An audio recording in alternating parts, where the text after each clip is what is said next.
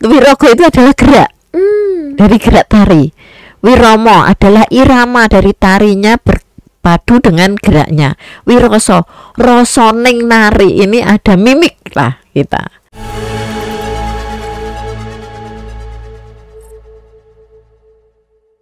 Oke, assalamualaikum warahmatullahi wabarakatuh. Kembali lagi bersama saya Rizka di podcast ISK.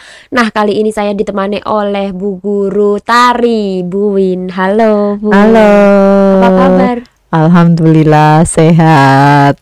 Masih pelatih tari ya, Bu, sampai sekarang? Masih eksis. Wih, padahal udah bisa dikatakan lebih udah Usia ya? Iya, udah ada usianya. Ya, usianya udah 55, Mbak. Tapi udah masih seger nih. Alhamdulillah. Apa sih, Bu, resepnya? Resepnya kita jaga makanannya aja. Oh, Tetap imunnya kita jaga. persiapkan. Iya. Udah berapa lama melatih tari? Melatih tari itu udah hampir 48 tahun. Wih, mulai dari SD bujana. kita udah diminta untuk ngelatih dan kita udah pentas gitu. Sampai sekarang alhamdulillah kami bergabung dengan punya mama angkat ya. Mama angkat itu namanya Bu Lestari Rahayu dulu dari Pemda. Karena pelatih saya juga dari usia kecil, usia TK saya udah mulai nari sama beliau. Beliaunya juga sekarang masih eksis juga. Masih cantik juga. Karena Bu Lestari memang sosok orangnya ramah sih. Terus sekarang juga kami diangkat sama Bu Hajah Nurhaniah, dulu mantan wakil bupati. Jadi kami selalu apa-apa diminta Komunikasi. bantuan. Iya, komunikasi juga. Alhamdulillah banyak pendukungnya. Alhamdulillah. Iya. Itu, Bu, aslinya Bu Win itu asli Kudus atau enggak? Enggak, orang tua itu dari Blora, bapak. Ya. Kalau ibu dari Cilacap. Kalau saya kelahiran dari Manado, Wih, Sulawesi Utara. kok bisa ke Kudus? Iya, karena bapak orang Brimob, dinas terakhir di Kudus. Jadi tahun 77 pindah ke sini. Saya terus menetap di Menetap sini. di sini. Tapi di Kudus itu sampai SMP. Lepas SMP saya Surabaya. Dari tahun 81 itu 81 saya pindah sekolah di Surabaya, SMKI, Sekolah Menengah Kejurusan Kerawitan Indonesia. Nah itu selama 4 tahun. Yang 1 Ambil tahun jurusan seni tari. Memang khusus seni tari. Nah di seni tari itu saya berkecimpung di STKW ya. Jadi kalau di sana itu, kalau di Surabaya itu ada pagelaran tiap bulan purnama itu di Malang, di Candrawila Tikta. Jadi kita punya setiap bulan sekali, bulan purnama itu ada pagelaran di Candrawila Tikta Malangnya itu. Tapi kalau di sini saya menggerakkan seperti itu nggak bisa, itu Susah ya? susah. Gimana untuk orang Kudus sendiri itu, kalau yang asli Kudus itu masih terpengaruh dengan adanya adat ya. Jadi dianggap orang tari itu kok tabu sih, saru gitu. Padahal kita punya rasa unggah-ungguhnya aja. Kita mempelajari, kita memberi arahan, tata krama, sopan santun. Kalau dilihat-lihat, kalau tari itu kan juga berhubungan dengan kejawen ya, Bu? Iya, betul. Ada namanya itu apa? Weton ya. Pasaran. Kalau orang kita katakan pasarane opo toh. Nah, Gitu. iya. Wetone waktu lahir apa? Nah, di sini hitungannya piro di situ. Kita walaupun kita dengan adanya bangun rumah, orang meninggal, mau menikah, itu ada hitungan semuanya. Di tari juga dilatih kayak gitu? Ada sebagian saya kenalkan, tapi tidak keseluruhan, karena kalau ada seperti itu kan harus dia menghafal. Bukan di jurusan, dia hanya masuknya di sanggar. Tapi kalau di jurusan tari itu kita harus mengenal juga kejawen juga. Kan kalau tari itu kan harus identik dengan bajunya, kostum, terus make upnya. Iya, Itu betul, karakter namanya, karakter. Itu juga dikaitkan dengan kejawen nggak, Bu? Iya, kalau gambyong nggak mungkin kita mau pakai kebaya ya. Paling nggak mekak ya itu. Dodotan juga boleh. Terus untuk tari bundan nggak mungkin pakai sayap, harusnya pakai boneka, payung kayak zaman dahulu kita pakai apa momong gitu loh. Yang namanya bundan itu kan ada nyuci, ada jemur, ini juga. Terus namanya bundan tani itu ada yang pakai tandur, tabur benih, mupuk, panen, maton itu ngambil suket ya. Ya putih suket itu namanya maton. Baru gusah burung ya, gusah manuk. Iya, iya. Ya. Bukan dahulu, sampai sekarang namanya tani itu seperti itu. Seperti itu. Tapi kalau di Kudus sudah jarang Ibu yang seperti itu. Ya, tapi sekarang kan udah modern ya. Sekarang pakainya keluntengan itu ya, pakai apa? Tempolong. Lah burungnya lari semua ya. Kalau zaman dulu kan kita sambil lari sambil gusah, wis kan gitu. Terus sekarang untuk panennya juga harus pakai dos ya. Kalau dulu kan pakai ani-ani gitu. Parinya kan enggak pendek-pendek. Kalau dulu parinya kan sudah ada orang kita. Jadi pakainya ani-ani itu semuanya. Tapi kalau bicara tentang budaya nih Bu, untuk zaman sekarang ini udah luntur atau masih dikatakan seperti zaman dahulu? Lunturnya hampir semua luntur karena sekarang pada mengenal di gerak dan lagu. Banyak yang ikut BTS, dancer. Nah, ikut ke barat-barat. Iya, padahal seharusnya kenapa orang barat bisa gamel, bisa nari, bisa nyinden. Yang orang Jawa sendiri kenapa kok malah ditinggalkan ngikuti di arus yang Jawa, yang barat-barat itu. Iya sih. Tapi kenalnya di Jawa Barat itu tidak boleh dihilangkan. Anak semuanya di usia itu harus bisa nari Jawa Baratan itu. Bali, Jawa Timur juga iya. Cuman daerah Jawa Tengah ini, apalagi kalau Jogja ya itu harus itu. Tapi kalau untuk Jawa Tengah ini masih belum bisa seperti itu. Dulu pernah untuk bahasa Jawa itu setiap hari Kamis. Sekarang hilang lagi. Nggak ada untuk setiap hari Kamis itu siswa sama guru atau guru sama guru itu berbahasa Jawa. Sekarang itu harus pakai bahasa Indonesia. Anak kecil aja dilatih pakai bahasa Indonesia. Bahasa Indonesia. Makanya sekarang anak kecil ada yang nggak tahu bahasa Jawa. Iya. Setunggal aja nggak tahu gitu. Tahu. Iya, betul. Di sini sekali. Kadang saya sampai ngeluh. Kalau kamu dibilangin mama di rumah apa? Bahasa Indonesia Bu, nggak pernah bahasa Jawa. Lah kamu orang mana? Orang Jawa. Nah, orang Jawa harusnya bisa bahasa Jawa, saya kan gitu. Harusnya bisa bahasa Jawa. Panggilnya apa sama mama? Mama. Sama ayah? Papa. Berarti bukan orang Jawa kamu. Kalau orang Jawa itu ibu, bapak, simbok, pak Tapi sekarang kalau manggilnya simbok, pak itu mesti ya kan? Tapi untuk non sewu dari orang masih di pelosok, yang pelosok sekali ya, itu masih bu pak mbok simbokku ning ndi. Nah masih. Saya sendiri anak-anak ndak ada yang panggil mama papa, ndak ada, ibu bapak. Kalau di Kudus itu rata-rata ya udah masih ibu bapak, tapi ya udah ada yang mama papa gitu. Mama papa itu karena pengaruh dari luar.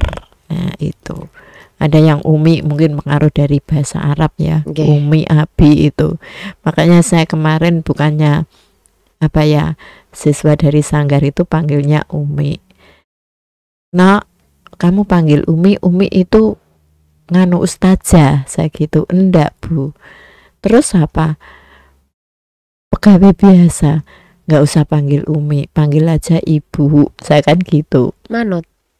Ya mau, cuman mamahnya yang nggak nganu, nggak respon. Iya, masih harus panggil umi. Padahal kalau dari bahasa agama itu umi itu adalah orang yang punya nazab bisa ceramah atau ustazah itu. Ngaji, Iya, ya. iya itu. Oh. Padahal di sini juga kalau pelatih tari nggak semuanya nggak tahu agama, pasti juga tahu ya Bu. Ya, jarang Mbak untuk menggunakan ke bahasa Jawa ya. Apa? Biasa dia karena pakainya bahasa Indonesia. Jadi dia tidak tahu dengan apa sih Jawa niku piye to, kadang gitu. Padahal Jadi- kita hidup di Jawa, mau Nah. tidak mau itu kita nggak percaya tapi nyata gitu loh. Betul, betul, betul. Iya. Jadi seumpama kita kok non sewu, anak-anak kan tidak tahu. Non sewu Bu, ngapuntene, non sewu, amit. Nah itu kan pada anak enggak. Dek, ibu tindak endi? Ibu lungo. Disanggari panjenengan dilatih. Iya, Bahasa. saya latih. Saya pakai harus menggunakan bahasa kromo yang halus. Harus. Iya, harus. Kalau ada anak-anak yang nggak ngelakuin itu, Saya Coba. kasih belajar. Nah, ibu tindak, ibu nembe tindak. Nah, ibu ganti pakaian, ibu nembe lukar busono. Kayak gitu. anak-anak sekarang pada nggak tahu. Bu, Nggak tahu, seperti tapi itu. anak sanggar tahu, anak sanggar. Nah, ibu mau ndak ndi? Nembe lukar busono kok, Bu. Nembe wonten wingking. Oh. Nah, jadi anak-anak udah tahu.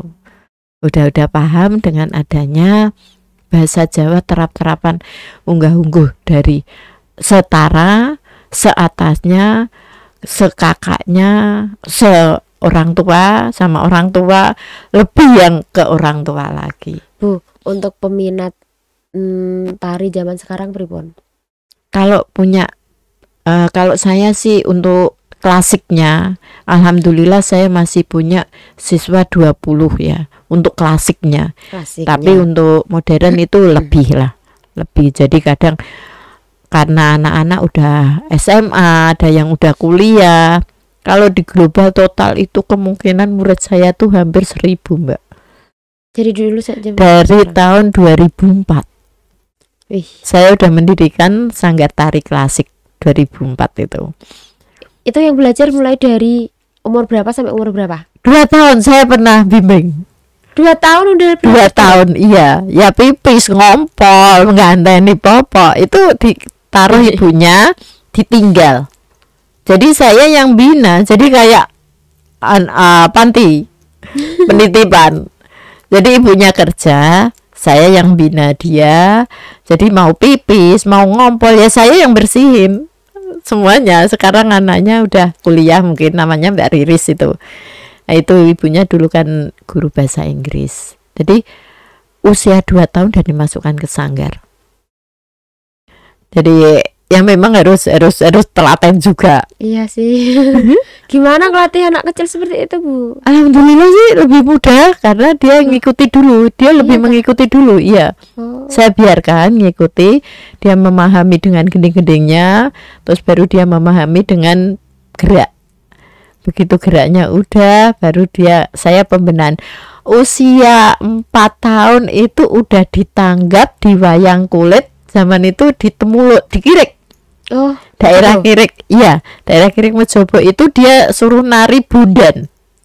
Beda bisa. 4 tahun, iya, 4 Mudah tahun sekali itu, ya. iya, karena dia tidak naik kendi, hanya kendinya dibawa aja. Terakhirnya mecah kendi, tidak bisa pecah, nangis. Jadi kita semua dalang, semua pengrawit, penonton, alhamdulillah itu disawer sama Pak Bupati, Pak Darsono zaman itu. Pak Darsono udah mantan ya, udah ndak jadi bupati, tapi masih dia adalah penggerak budaya.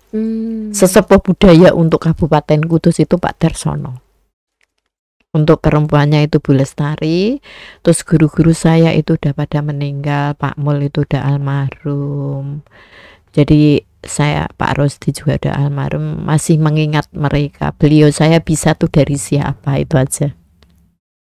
Terus untuk cara mengajak pemuda-pemuda zaman sekarang untuk melestarikan kejawen, tari, budaya itu gimana, Bu? Kita pendekatan ke orang tua, Mbak. Orang tua Orang tua kalau dulu. memang senang di Jawa, otomatis putranya itu dimasukkan ke sanggar. Tapi kalau yang ndak, meremehkan, alah nari ki opo? Betul. Nariku terus gua opo? Nah, di sini karena orang tua belum begitu sadar. Kalau orang tua sadar, Bu, lari kula lebet ke sanggar je. Nah, monggo. Saya ndak maksa, karena disitulah orang tua yang berperan. Anak itu kan ngikuti orang tua. Nah, kalau zaman sekarang orang tua ngikuti anak. Nah, kalau yang orang tua gigi, anak harus ngikuti kemauan dari orang tua. Orang tua kayak apa, ya seperti ini. Kan gitu. Jadi membudayakan budaya Jawanya. Berarti kita pendekatan ke orang tua dulu gitu nggih. Iya, betul. Orang tua seneng, otomatis anaknya dikasih tahu, "No, itu loh, bagus, no. Bisa nari, bisa ini." Nah, di situ. Terus pas ngomongin zaman pandemi nih Bu, kan semuanya ya gitulah, ada sekat-sekat. Iya. Tapi itu untuk pelatih tari, latihan tarinya gimana? untuk memang dampak ya, tapi saya tetap di zaman pandemik saya malah berkarya. Iya. Melalui anak-anak sanggar aja. Tapi kita tetap prokes ya. Protokol kesehatan, anak-anak jarak, pakai face shield, pakai masker. Tetap itu saya tetap ngopiai, harus kamu pakai masker.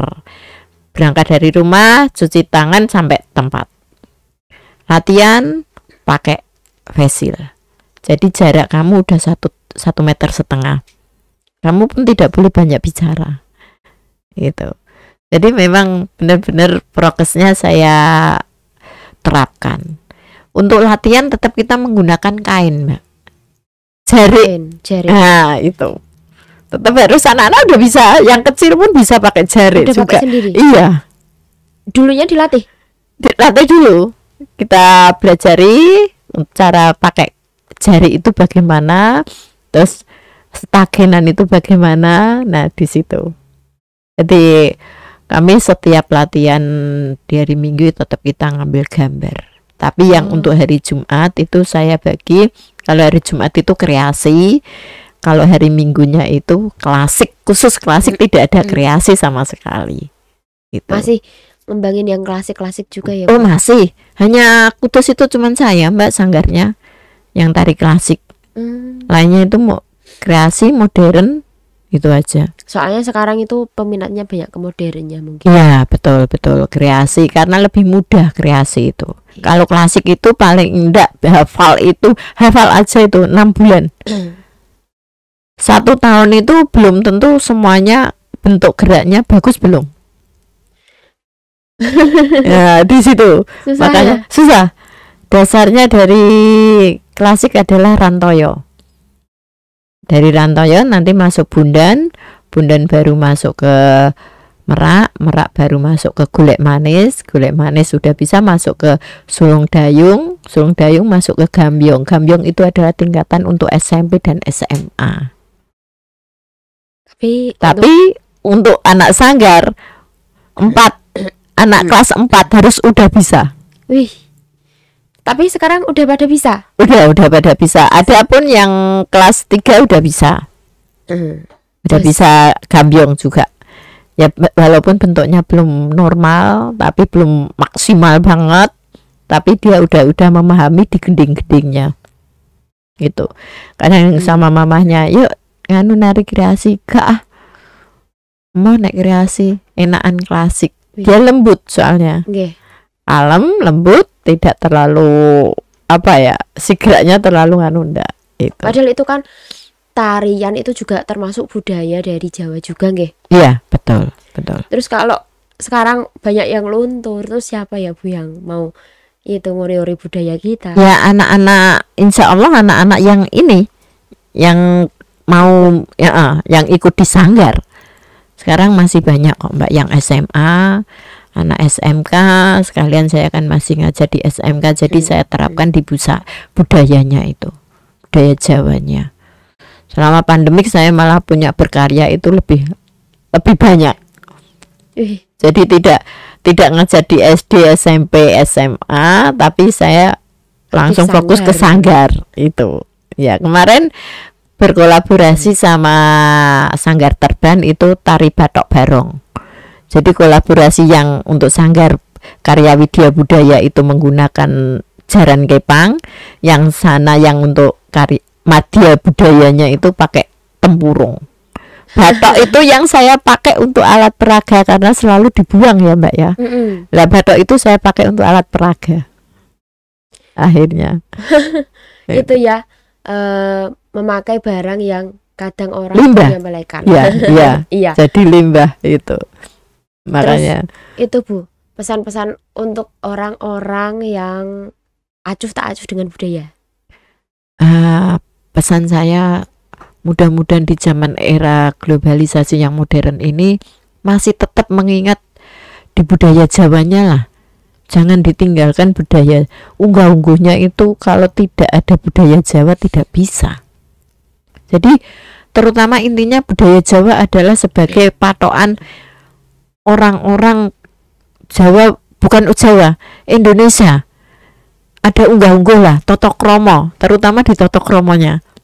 Anak sekarang senang boy ya. Nah, di situ kita harus mengeterapkan untuk unggah-ungguhnya aja. Mama-mama yang muda sekarang harus mengeterapkan juga ke anaknya. Karena apa? Satu, tidak akan diremehkan orang kalau kita menggunakan santun. Ya, kalau santun kita hilang, pasti hanya diheleh wong bocah kayak gitu. Tapi kalau dia santun, dia santun kita, otomatis kita dengan santun juga untuk menyapanya. Gitu. Lah, nun sewu, monggo, nun sewu karepmu, betul mungkin mbak. Lah, nun sewu, monggo, bari tanglet Bu, pripun saged kula bantu ta pripun. Lah, di sini. Makanya harapan saya untuk kedepannya ibu-ibu muda, masyarakat se-Indonesia lah, terapkan di unggah-ungguh per daerahnya masing-masing. Jadi jangan hilangkan situasi bahasa Jawanya atau bahasa daerah, bahasa ibu sekarang itu. Bahasa ibu jangan ditinggalkan. Itu. Kalau ngomongin tentang Jawa, tentang budaya itu nggak akan ada habisnya ya Bu? Iya betul, panjang 1 tahun pun belum tentu habis Mbak ini. Soalnya banyak sekali yang harus kita gali. Kita betul. Belajar, contohlah kita bicara tentang tari aja kita harus mengenal tadi ada karakternya, wetonnya, terus gending-gendingnya itu kan harus, terutama di Wirogo, Wiromo, Wiroso. Itu apa lagi gitu? Itu Wirogo itu adalah gerak dari gerak tari. Wiromo adalah irama dari tarinya berpadu dengan geraknya. Wiroso, rosoning nari, ini ada mimik lah kita. Nah, karakter kita itu di mana? Lah itu adalah wirosonya. Oh iya Bu, yang mau tak tanyakan itu ini loh, kalau nari itu harus ada yang bilang kalau orang yang nari itu dimasukin roh-roh, itu bener gak? Tergantung, enggak kalau hanya nari-nari biasa, nari kayak klasik tari itu ya enggak. Tapi yang seperti itu ada ritual sendiri. Biasanya kalau kayak tari bedoyo itu kita harus punya nun sewu, bedoyo itu tidak sembarangan. Bedoyo harus puasa. Jadi harus memang tidak seperti sintren. Sintren itu memang harus anak suci. Jadi anak-anak yang belum ibarat belum menstruasi, belum. Oh, malah belum. Masih suci. Karena dia di situ ada bidadari lah, ada bidadari. Sapu tangan ini dari siapa? Itu nanti dia tahu. Padahal dia mata ini terpejam. Oh, tidak semuanya orang bisa. Tidak. Dia sebelum dia dikasih hanya dibekali, dia pakai baju biasa. Habis itu dibekali pakaian tari, hanya ditaruh di bangku gini, dia sila, dikurungi pakai kurungan ayam itu loh yang besar itu. Lah itu nanti ada pawangnya. Nanti setelah dibuka dia udah berpakaian tari. Itu. Tapi dia terpejam dengan mata, pakai kacamata hitam. Padahal si A itu kan dia tidak tahu. Dari belakang sendiri ngelimparkan sapu tangan, dilemparkan. Loh itu nanti setelah dia dikasihkan, itu ya orang itu lagi yang lemparkan. Nah di situ itu adalah petunjuk dari bidadari ya, kata seperti itu. banyak sekali ya. Ya itu kalau Kita sintren, ngomongin- iya, iya. Kita ngomongin budaya Jawa itu nggak akan ada habisnya. Betul. Ngomongin budaya-budaya, ayolah kita ngori-ngori budaya. Kalau Betul, bukan betul. kita lagi siapa sih? Iya. Ya iya. Iya. Padahal budaya Jawa itu sangat bagus. Kita hidup di tanah Jawa. Kita percaya nggak percaya itu terlaksana Ada, itu. ada, iya. Pasti ada. Iya, ritual tuh ada. Sekarang kalau kita tidak percaya, kita mau bangun rumah, kenapa harus ada ingkung? Iya. Harus nyari waktunya, wetone sing apik duduk pandemi, pondasi itu Nggih. kan harus ada itu toh. Iya. Nah, ini. Itu juga menyangkut budaya Jawa. Iya, iya. Terima Gitu. kasih ya Bu udah mau berbincang tentang Sama-sama. budaya, tentang tari. Iya. Banyak, semoga banyak manfaat yang bisa diambil. Ya, oleh banyak mudah-mudahan orang banyak mengenal dengan budaya Jawanya Amin, aja. amin. Iya. Nah, sekian pembicaraan kita pada kali ini. Semoga bisa bermanfaat bagi kita semua. Dari saya terima kasih. Wassalamualaikum warahmatullahi wabarakatuh. Waalaikumsalam warahmatullahi wabarakatuh.